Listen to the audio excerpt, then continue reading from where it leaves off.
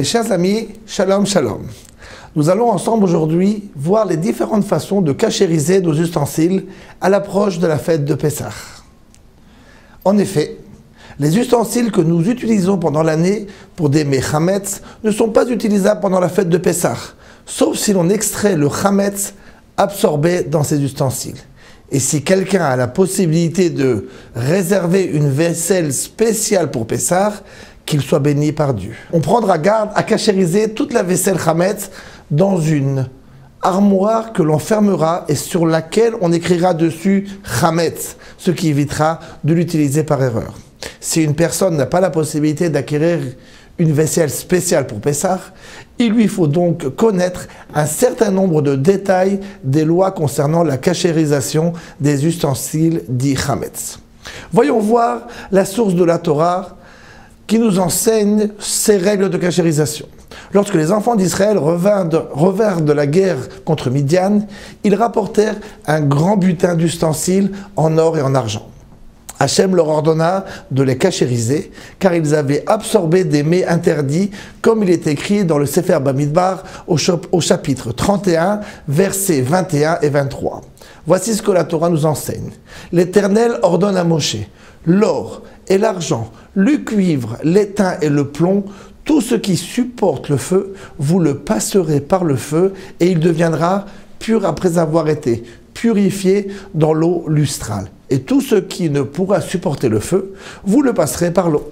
Dans ces versets, nous apprenons que la cachérisation de chaque ustensile qui a absorbé de la nourriture interdite doit se faire selon la même modalité que celle avec laquelle on l'utilise, pour arriver à en extraire complètement l'aliment interdit et le rendre ainsi caché.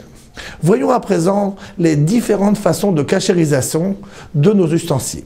Les ustensiles dont l'utilisation se fait par le feu et qui ont absorbé le chametz par le feu, comme les broches avec lesquelles on fait des grillades qui sont souvent mélangées avec du chametz, doivent être cachérisés par le feu.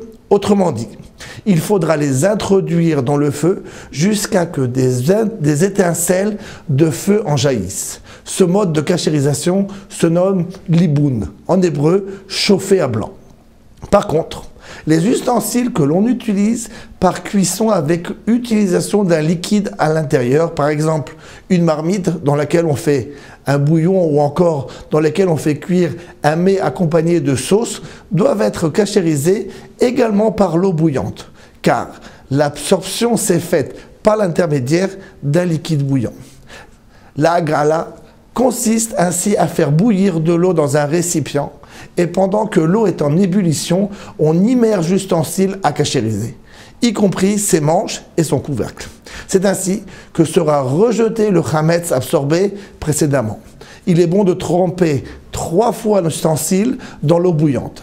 Avant la Haggalah, on nettoiera minutieusement cet ustensile.